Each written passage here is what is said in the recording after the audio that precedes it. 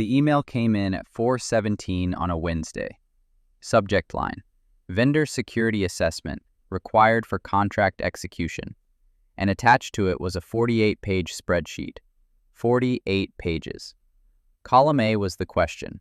Column B was where I was supposed to put my answer. Column C was where I was supposed to paste a link to supporting evidence. I scrolled through the first 10 rows. Describe your access control policies. Do you encrypt data at rest and in transit? Provide documentation. List all subprocessors with access to customer data, their locations, and their security certifications. And I just closed the laptop because I didn't have any of that. Not in a format I could hand to someone. I had practices, good practices, but nothing documented, nothing linkable, nothing that looked like what a procurement team at a 200-person company expected to see from a vendor. This was a $14,000 a month engagement, automation build-out for their entire onboarding pipeline. I'd already done the discovery call. I'd already scoped the project. The hiring manager loved the proposal. And then legal sent this spreadsheet and everything stopped. 2 weeks later, I got the "we've decided to go another direction" email. They hired a 4-person agency. Not because the agency was better, because the agency had a security page on their website and I didn't. That was 11 months ago. I've closed 3 enterprise deals since then. The last questionnaire took me 6 hours from inbox to sent, and 4 of those hours were the first time. The second one took 90 minutes. The third took 40.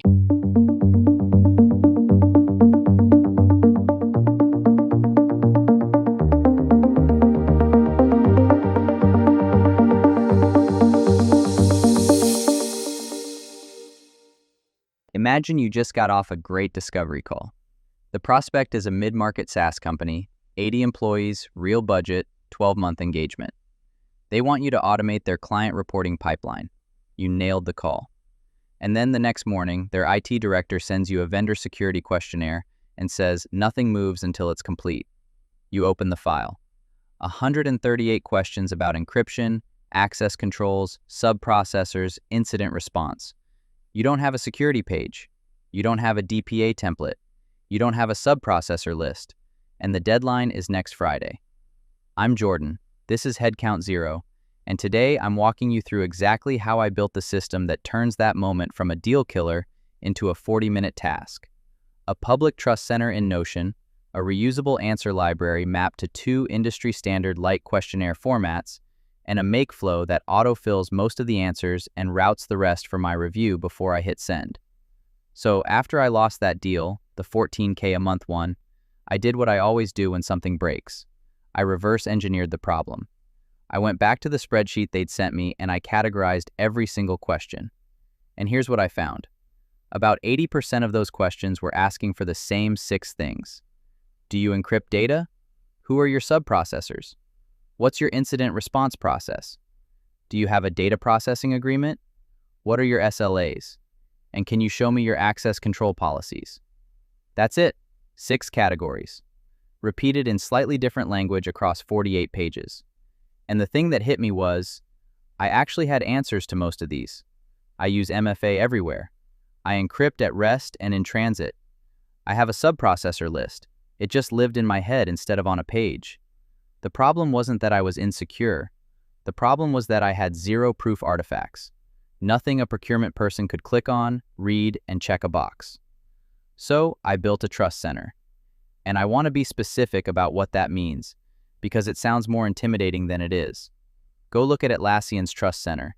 They publish SOC 2 reports, ISO 27001 certificates, DPA links, subprocessor lists, CSA star entries. It's comprehensive. ThreadSync does something similar. Architecture diagrams, control mappings, subprocessor tables.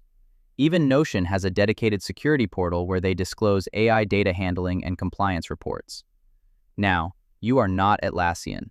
You don't need all of that. But you need the same structure at a lighter scale. And Notion is actually perfect for this because it's free, it's publishable, and procurement people already know how to navigate it. Here's what mine looks like.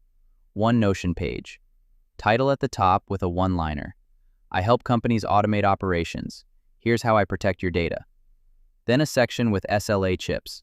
Uptime target, support response time, RTO, RPO, data retention. These are just numbers in a call-out block. Takes 5 minutes to write.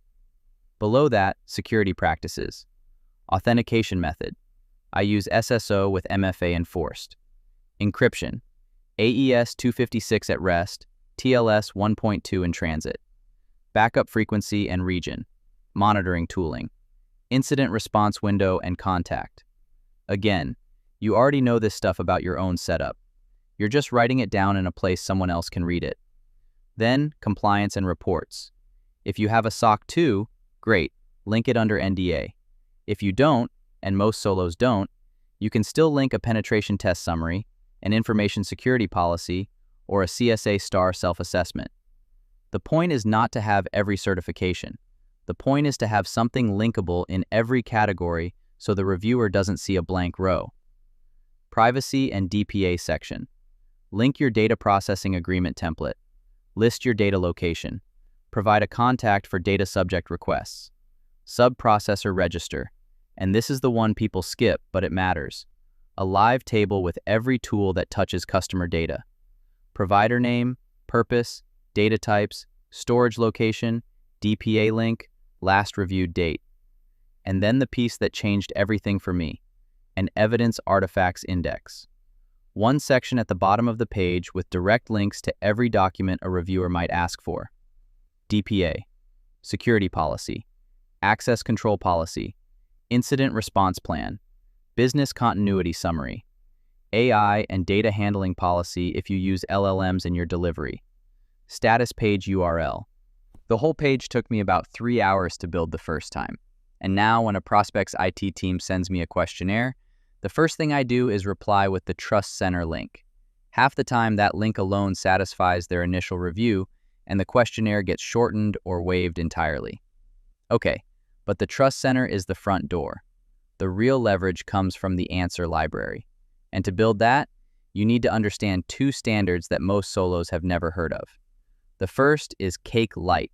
That stands for Consensus Assessments Initiative Questionnaire Lite. It's published by the Cloud Security Alliance. They released version 4.1 on January 27th of this year, and it's 138 focused questions across 17 security domains. The full CAKE has 283 questions. The Lite version cuts that roughly in half by selecting the controls most relevant to lower-risk vendor assessments.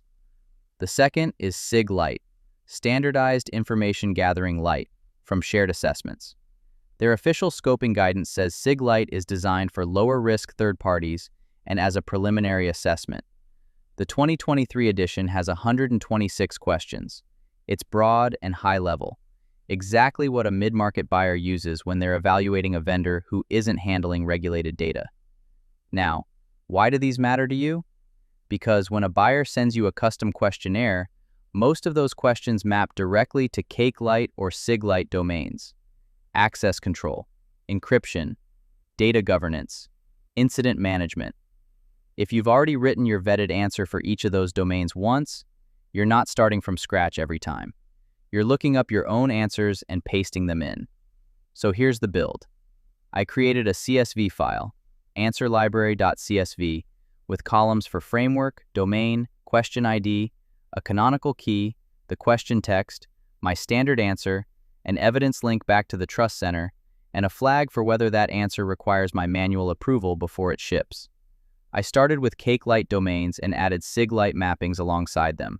Took about a day to populate the first version, 60-something rows, and every row links back to an artifact on the Trust Center page. The answer library is useful on its own. You can just search it manually and copy-paste. But the real speed comes from wiring it into a make scenario that does the matching for you. Here's the flow. A buyer submits a questionnaire through an intake form. I use Tally, but anything works. The form captures the buyer name, contact email, questionnaire format, due date, and whether an NDA is required. Make picks up the submission, downloads the attached spreadsheet, and parses it into rows, 1 row per question. For each question, the scenario generates a canonical key from the question text. That's just a normalized slug. Lowercase, stripped punctuation, synonyms collapsed. So, do you enforce MFA for admin access? And Is multi-factor authentication required for privileged users? Both resolve to the same key. Auth MFA required. I keep a small mapping dictionary in a JSON file that handles the synonym normalization. MFA and 2FA both map to MFA, pen test and penetration test both map to pen test, and so on. The scenario looks up each canonical key against the answer library. If it finds a match and the answer doesn't require approval, it drafts the response automatically. If the match confidence is low, or if the answer is flagged for manual review because it touches moderate or high sensitivity data, it creates a task in a Notion approval queue instead. And this is the part that surprised me. On the first real questionnaire I ran through this flow, about 70% of the questions matched automatically. The remaining 30% went to my approval queue, and most of those were just slight variations on questions I'd already answered. I edited maybe 5 responses by hand. The whole thing went from inbox to sent in under 6 hours, and that included me building parts of the flow in real time. The second questionnaire, different buyer, different format, but similar scope, took 90 minutes. Because the answer library had grown. Every new question I answered got added back to the CSV. By the third questionnaire, I was down to 40 minutes and only 3 items needed manual review. The export step is format aware. If the buyer sent an Excel file, the scenario writes answers back into the answer column and re-uploads it. If they use a portal, it generates a paste-ready markdown file. Either way, it packages the completed questionnaire with a cover letter and links to the relevant Trust Center artifacts in a delivery folder. Now, I need to be honest about where this breaks down, because it does break down. Some buyers will not accept light formats. If you're handling regulated data, healthcare records, payment card data, anything under HIPAA or PCI, a cake-light response is not going to cut it. Those buyers need full SIG core or a bespoke questionnaire, and they need private evidence under NDA, full SOC 2 Type 2 reports, detailed penetration test findings, custom data flow diagrams specific to their implementation. And there are procurement teams that insist on their own proprietary questionnaire regardless of what standards you offer. That's real. That happens. Some GRC practitioners will tell you that questionnaires are compliance theater anyway, that they don't actually measure real risk, but the buyer still requires them and you still have to play the game. So here's how I handle it. I triage every incoming questionnaire into one of 3 tiers. Tier 1 is low risk. No regulated data, standard SAS use, metadata, and basic PII at most. That gets the light treatment. Trust Center link, Cake Light, or SIG Light answers, autofill flow, done in under 2 hours. Tier 2 is moderate.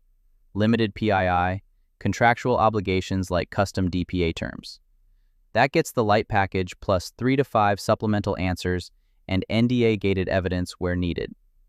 Tier 3 is high. Regulated data, strict compliance requirements, or a buyer whose policy explicitly forbids light instruments. That's where I escalate.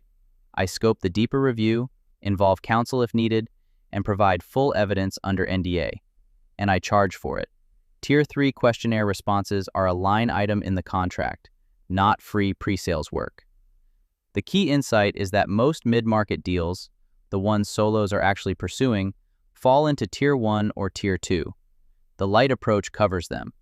You're not pretending to be something you're not. You're showing that you take security seriously, you've documented your practices in a format procurement recognizes, and you can respond fast. That speed alone signals competence. A 4-person agency that takes 3 weeks to return a questionnaire looks worse than a solo who returns it in 48 hours with clean formatting and linked evidence. That deal I lost 11 months ago, the $14K a month one, I think about it differently now. Not as a failure, as the most expensive Notion page I've ever built. Because the Trust Center I created after that loss has directly contributed to closing over $40,000 in contracts that would have stalled at the same point. Same objection, we don't work with solos, different outcome. The difference was a link. One link to a page that said, here's everything you need to evaluate me, and here's how fast I can answer whatever else you ask. If you want to build this yourself, I put together a Trust Center template and a cake-lite/SIG-lite answer library, the actual CSV schema with sample rows, and the make flow spec for the autofill pipeline. It's on the resources page. Duplicate the Notion template, fill in your brackets, connect the CSV, and you'll have a working version by end of day. Here's your one thing for this week. Before your next sales call, publish one page, just the Trust Center. Even without the automation, even without the answer library, just the page with your security practices, your subprocessor list, and your evidence links. Because the next time a buyer's IT director sends you that spreadsheet, the difference between losing the deal and closing it might be whether you have something to send back within 24 hours. I'm Jordan. Go build it. I'll see you on Friday.